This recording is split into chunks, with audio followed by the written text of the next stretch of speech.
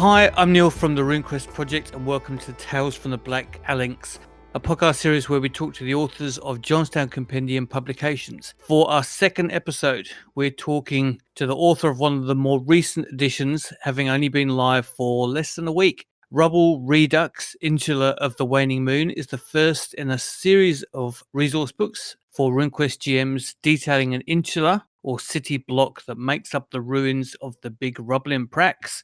So, hello, who are you and where are you? Hello, my name's Drew Baker, and I'm currently in Melbourne. Locked down in Melbourne, no doubt. Yes, but hopefully not for too long.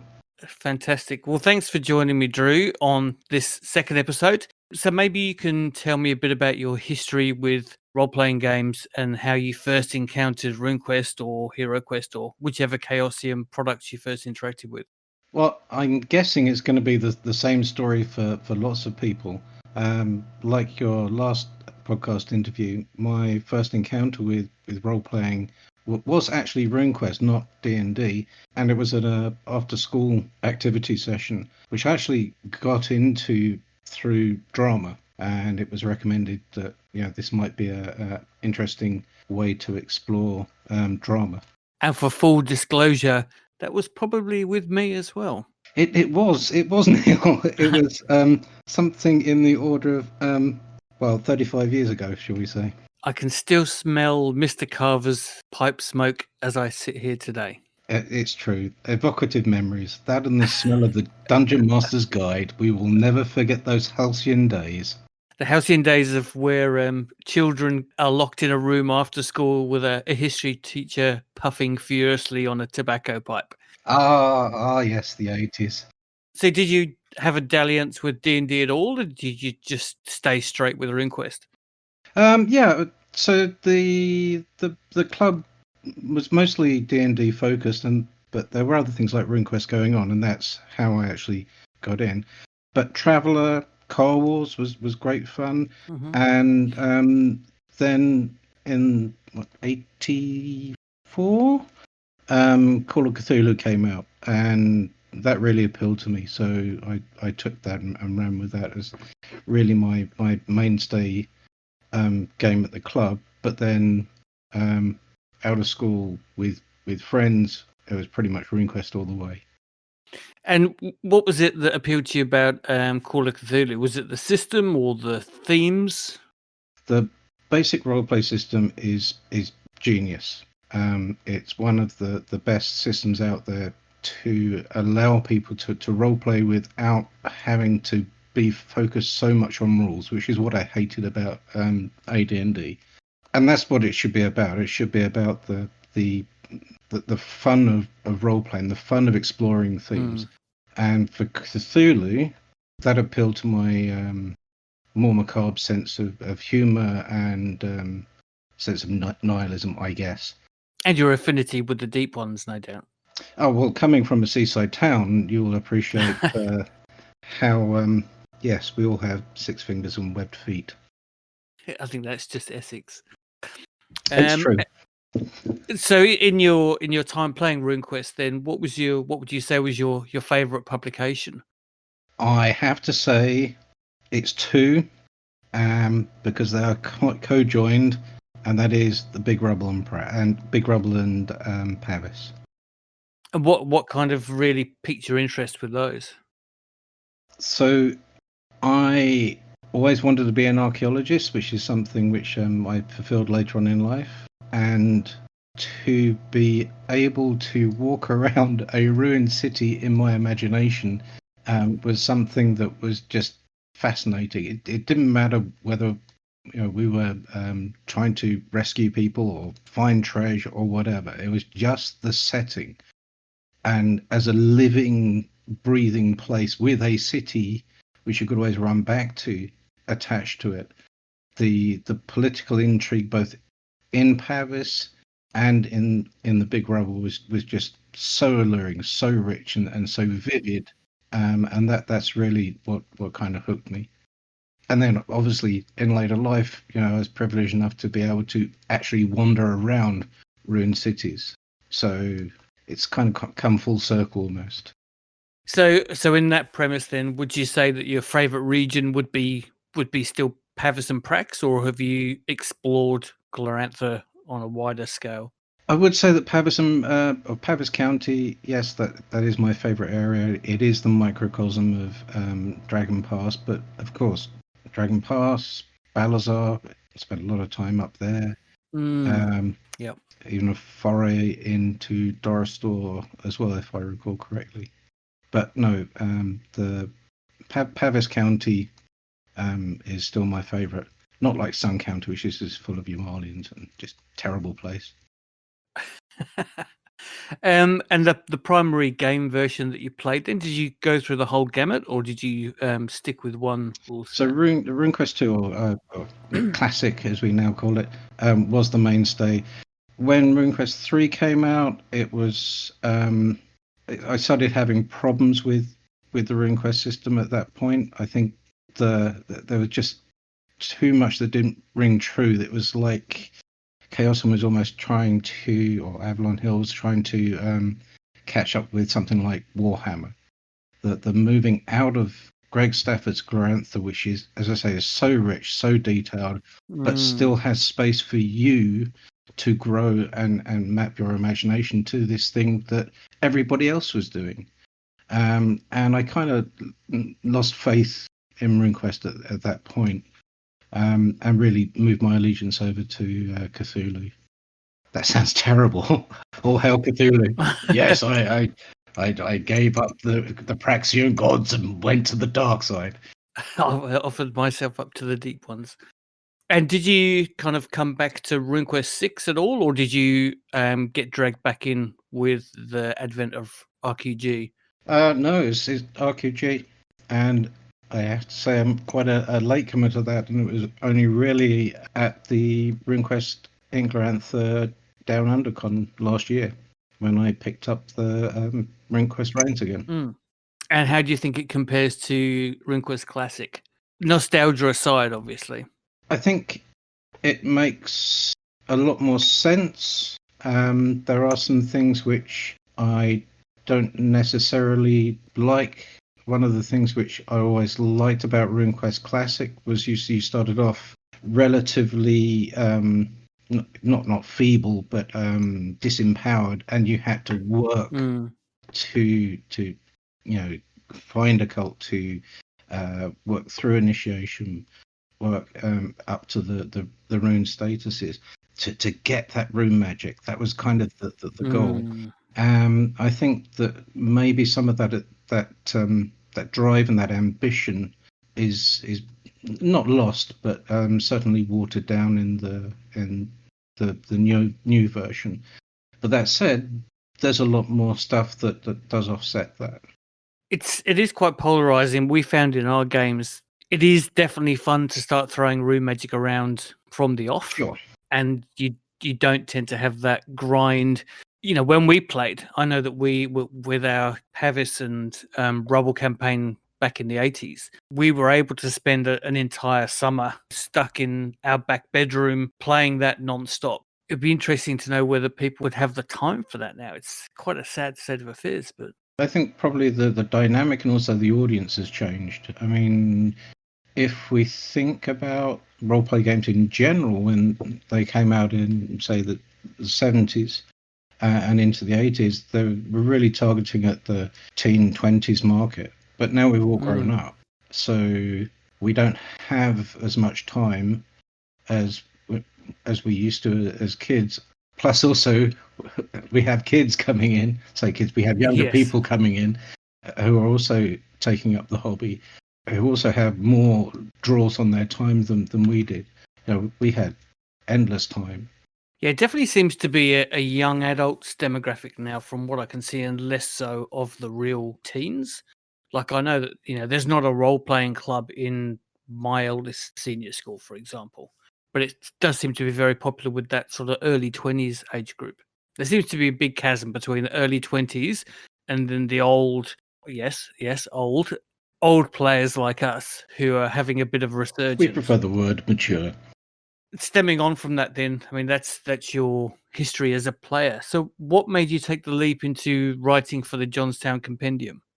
Well, it was really at Glantha Down Under, and to with the announcement of the Jonstown Compendium coming online, and the speakers, and especially Jason Durrell, who basically said, "Look, this is your Glantha, contribute to it," and it was really refreshing to have that being told to you, because there's always this, the fear of cocking up, and doing something which somebody will come and say, oh, that's not how it works, or that's not right because this says this. The idea that your Glantha could vary, can vary, and should vary, was really empowering, to be able to say, look, just do the stuff. People will work around it. And it's always been kind of, as anybody who's played any system, I'm sure, in the back of the mind is, I'd really like to write something. I'd really like to get a published scenario, to kind of say I was here. This is my take on the world. But that fear has always sort of stopped me from doing that. So just the liberation of Chaosium, being brave enough to say, hey, you guys, you're the players, do something. Yeah. I mean, and from the quality of the work that's come out so far, it's been really great, really well received. Yeah. So tell us about Insula of the Waning Moon then. What's it about? So one of the bugbears that I have as an academic coming from cultural heritage and archaeology background is I look at maps and I try and work out how they work. And for a lot of, and this isn't by any means anything to do with RuneQuest in general, fantasy role-play games which have a historic basis, plans don't work. Doors are too small, stairs don't work right, you end up falling off places, and the whole kind of dungeon mentality excludes the fact that the building or the set of buildings, or even the cellars, whatever, don't exist in isolation. They exist in a wider context and an ecosystem.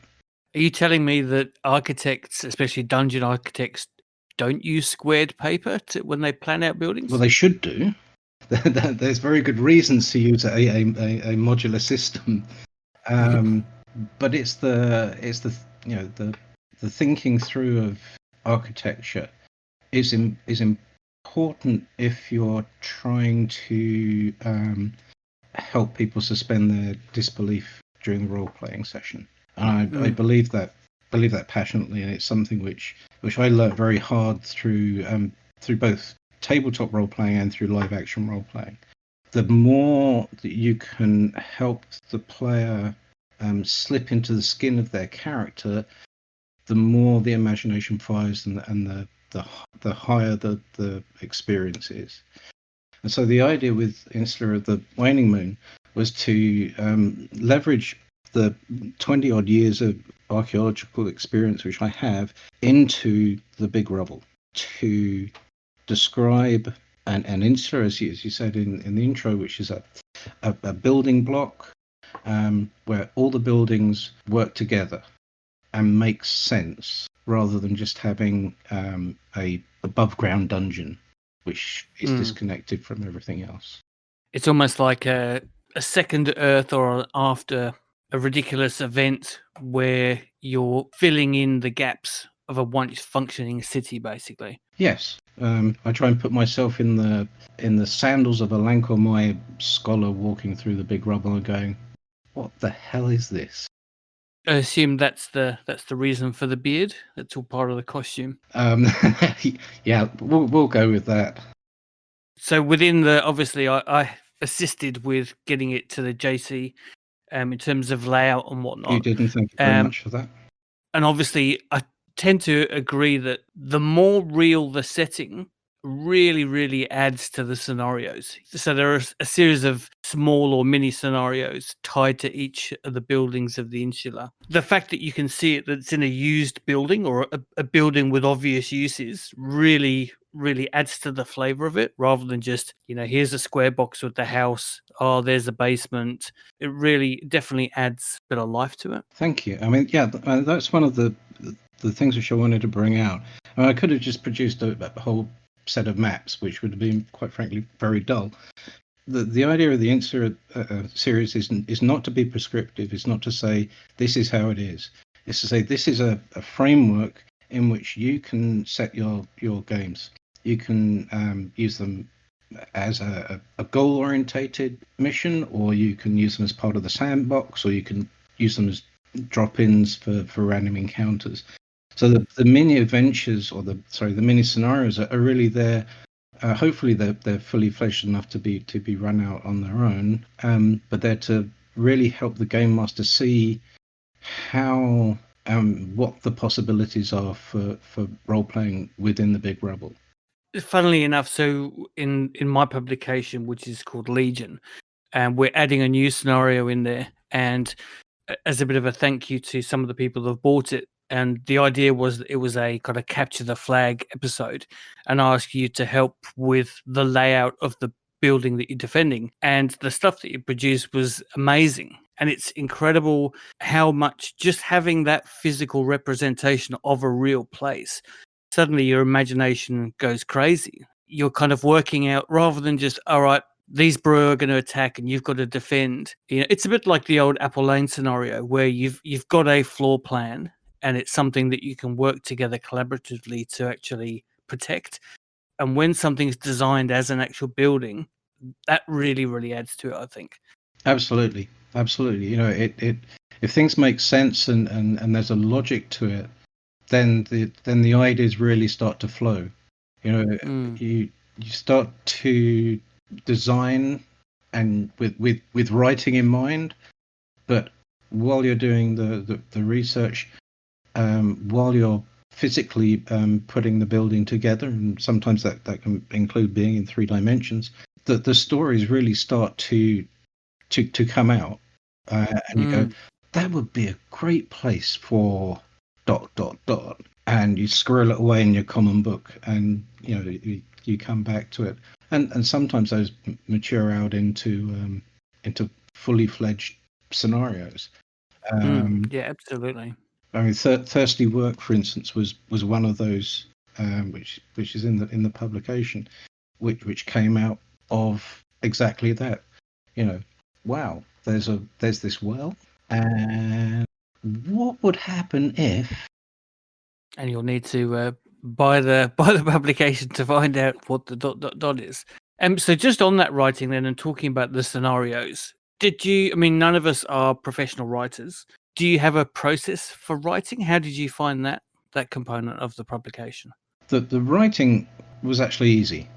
The working with the plans and knowing where the plans come from, and knowing some of the context for the real archaeology starts to kick off the writing process. But then when you're planning it for Glorantha and planning it for the rubble, and again within that very rich world Stafford created, everything starts to almost flow naturally. It's like you're being given the stories. Yeah, it's such a fully fleshed out world. You're not writing in a vacuum. You're writing in something very, very vibrant. Exactly. I mean, there is a lot of support there in the literature. So the actual writing was fairly easy process. You go to bed at night, and you settle down, and you go, so tell me the story of, and you just go through that and drift off to sleep, and you get up in the morning and you go, all right, yeah, that's how we resolve that problem, or we could use this for that. I think, yeah, you're right. It's relatively easy to fit into that pattern. So obviously writing then, as you said, was the easy part. What elements of the publication did you struggle with, and how did you overcome them, assuming that you did? No, everything went fine. There was no problems whatsoever. The 2 big stumbling blocks were layout, which I had to call on a very good friend to assist me in, because I'll just write pages of A4, Yeah. And so the layout assistance which he provided was fantastic, and just makes everything look like 100% better. Well, it's a skill like anything else, I think, and it is a product that you're selling. I do think it's important. I mean, luckily, Rick from Chaosium has produced some really nice templates. So a really good guideline of people to produce things that do look, or publications that do look professional. But again, it's, Jonstown Compendium. I was talking to somebody the other day, and really you can, there's no restrictions. You can basically put whatever you want. If you want to have purple pages with white text, fill your boots. Sure, but it's the difference between a hobbyist and a dedicated hobbyist. Hmm. The small things matter. So the layout, the typesetting, the spacing. I think having gone through the process is important to be able to produce a polished piece of work that appeals and is legible to the reader. The other difficulty was artwork. Coming from an academic background, I'm very used to producing very simple, clean, clear line artwork where necessary. In academia, it's mostly about the words. You don't get a lot of pictures. Even working in 3D visualization, which is what I do. It's still all about the words. But pictures are very powerful. So treading the very delicate balance between presenting the viewer with a complete picture. This is the insula, and kind of cutting off the player and the games master's imagination by presenting with a de facto image, or presenting them with nothing in which they can hang their ideas on, is a very delicate and refined balance, and trying to capture the spirit of the publication, of the Rubble, of Pavis and of Glorantha, as opposed to just saying this is what you see, was quite challenging. It's quite a fine line, isn't it? Because you're right that you do want to have that theatre of the mind and have players make the vision their own. But on the flip side, there's been some amazing iconic images that I can remember from we played in the 80s that really just burn into your mind and stick with you. Absolutely. And then you take inference from that and extend it out into the rest of the world. But it's also great to always have really nice art to add to that pantheon. So the publications, I mean, it's only been out not even a week yet. So normally I would ask, are you happy with the sales, the sales performance, and what's the response from other RuneQuest fans been like? Are you in a position to sort of answer any of those questions? Am I happy with the sales? Well, they're selling, so yes. Um, um, am I happy with the response from the RuneQuest fans? Well, I haven't had any, so please, if you bought the publication, or you do buy the publication, then please do leave feedback, and that would help me put direction into the next project. Well, I know you're not big on social media, but there have been a few people with some very kind comments on ye old Facebook. So I'll collate those and pass them on to you as well. Oh, thank you very much. But yeah, it is good to get reviews and get that valuable feedback. I think it definitely makes it worthwhile for sure. So now, if you had unlimited time and budget, and of course you were locked down as you are now, what project would you do next? First of all, we would need to have quite an unlimited budget to make the RuneQuest movie. But assuming that we could bring it back into a more realistic scale, I really like to continue working on the Rubble. I think that it is so iconic. It is so rich and so interesting, and especially with Dragon Rise, the whole idea that it's no longer this treasure trap. It's now something that is part of somebody's homeland, and not just for looting. I think there's a lot of real legs in that. So I think I'm going to be looking to devote my energies there. It's a really weird dichotomy, actually.